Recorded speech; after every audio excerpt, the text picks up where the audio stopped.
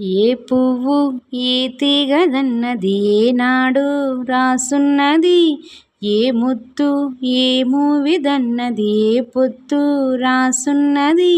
బంధాలై పెనవేయు వయసుకు అందాలే దాసోహమన్ మందారం విరబూయి పెదవుల మధువులనే చవిచూడమనగా, పరువాలే ప్రణయాలే స్వప్నాలే స్వర్గాలై ఎన్నెన్నో శృంగార లీలలు కన్నుల్లో రంగేలి అలతెను.